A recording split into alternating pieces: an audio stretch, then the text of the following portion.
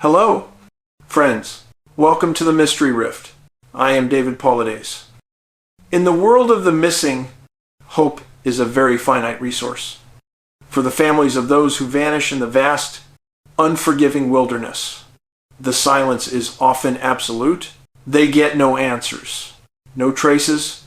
The loved ones simply cease to exist on the map, seemingly vaporized into thin air.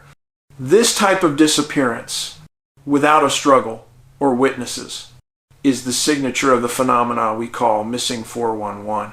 But there are times, rare and unsettling times, when the answers do suddenly appear. They are found years later, often by a complete stranger, far off the beaten path. Sometimes in locations that truly defy logic and known physics. These are the cases that haunt me the most, because they provide the final, grim conclusion, but raise a host of new, unnerving, and deeply disturbing questions about how they got there. We must analyze these recoveries closely, searching for the patterns. Today, we're going to examine a selection of these grim recoveries, where a loved one went out for a simple hike, vanished without a clue, and were only discovered years later. Join me as we look into these tragic cases, all of which display the distinct hallmarks of a missing 411 encounter. Let's begin with a classic missing 411 scenario. The experienced mountaineer vanished in a known cluster area. I'm talking about Rudy Motor and the Rocky Mountain National Park. Rudy was 38, an exceptionally skilled winter mountaineer, and was intimately familiar with the difficult trails around Cameron Pass. He set out in February 1983 for a 2 to 3 night trip, something he had done countless times before. He was reported overdue 6 days later. Over a foot of fresh snow immediately hampered search efforts. But the searchers did find something bizarre. They located a food cache and nearby a sophisticated snow cave with Motter's sleeping bag and other vital gear still inside. Think about that. An expert survivalist builds a shelter, leaves his most essential piece of equipment, the sleeping bag, and walks away into the deep snow.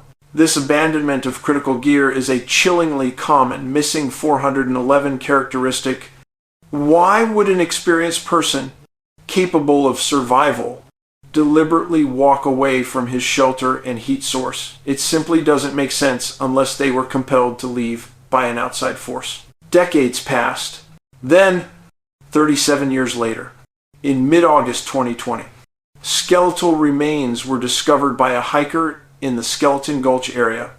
This location, near avalanche debris, was part of the initial search area, yet he was completely missed. The following summer, park rangers confirmed the grim discovery, finding his skis, poles, and boots.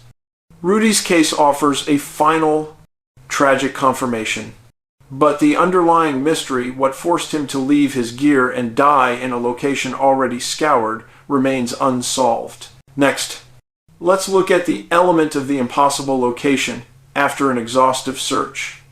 This is the baffling case of Riley Zickel, who disappeared in the vast Mount Point, Jefferson Wilderness in Oregon. Riley was 21 and well prepared for his planned overnight hike in July 2016. The search that followed was massive, 7 days. Hundreds of people, 350 square miles, searched with helicopters and fixed-wing aircraft. They found nothing. 3 years later, climbers located remains in a glacial area high up on Mount Jefferson. The area was described as extremely steep, prone to rock avalanches, and deadly to traverse. Authorities confirmed that Riley was found within the 350 square miles they originally searched, yet he had been completely missed for 3 years. How does a hiker manage to travel to such an impossibly remote and dangerous high-elevation location without leaving a single trace of his ascent? This mirrors documented cases where victims, sometimes children are found miles away, often past impassable terrain, and far above the known timberline. It's a geographical anomaly that simply defeats our known search and rescue metrics. Staying with the high elevation pattern, we move to Utah and the Uinta Mountains, another area known for strange disappearances.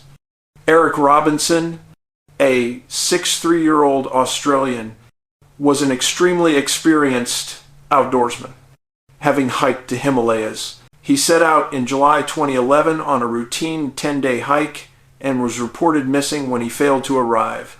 The search was deployed immediately but ultimately failed to locate the veteran trekker. 5 years later, in August 2016, human remains, a backpack, and a tent were found by a camper near Alsop Lake at a high elevation. This case fits the template: an experienced person missed by the initial search, found years later in remote, high-altitude terrain. The fact that he was found with his gear is also puzzling. Did he succumb to the elements at his final campsite? Or was his body placed there long after the initial event? We must always question the timeline of these recoveries. Here is a case involving another common factor in these reports: a sudden, catastrophic change in weather. Rachel Lackaduck, 28, disappeared in October 2019 while hiking to a lookout cabin for her birthday. Her car was at the trailhead, and searchers quickly determined she never reached the cabin, which was her point of safety. Her family confirmed the weather turned inclement quickly, trapping her on the mountain. 2 years later, in August 2021, her remains were finally found by a persistent, dedicated search group. While weather is a rational factor in mortality, the rapid disappearance of hikers when they are mere feet from a known safe structure is highly suspicious. This quick shift from security to catastrophe is a pattern we see repeated in many clusters, especially around sudden, localized storm activity. It suggests a rapid and overwhelming event that offered no chance of retreat or defense. We conclude with the case of Geraldine Largay, an Appalachian Trail hiker who tragically provided us with an intimate, documented window into her final ordeal. Geraldine, 66, was known to have a terrible sense of direction, a vulnerability in the wilderness. On July 22nd, 2013, she committed the fatal error. She stepped off the main Appalachian Trail to use the restroom, and when she tried to return, she was immediately lost. This small, sudden deviation is a terrifyingly common point of departure in our case files. She was alive for almost an entire month after vanishing.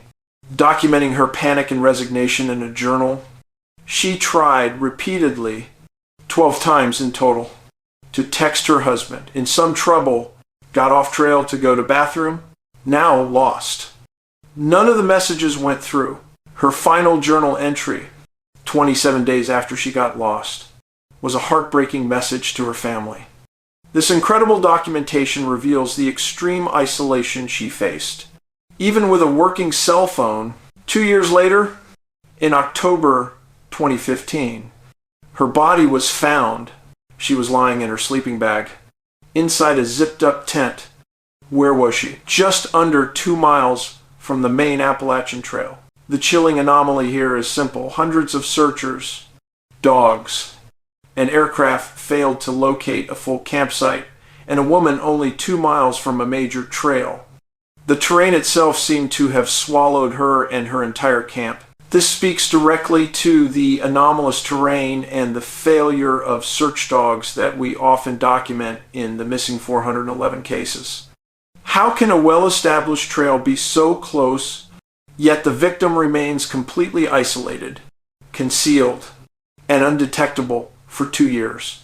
These incredible stories, Rudy Motter, Riley Zickel, Geraldine Largay, ultimately close cold cases, but leave the fundamental mystery wide open. They all display the signature traits of the clusters we investigate. The abandonment of gear, the strange high elevation location, The proximity to safety yet complete invisibility, and the failure of exhaustive professional searches. The mechanism of how these people came to their end and why they remained hidden for so long remains the central enigma. It is a sobering reminder that there are forces at work in our wilderness that defy our logic, our technology, and our most dedicated efforts. Keep these patterns in mind when you venture out. I look forward to your thoughts and theories in the comments below. Please keep the discussion respectful. In the meantime, be good to yourselves and each other. I'm David Paulides with the Mystery Rift, and I'll talk to you next time.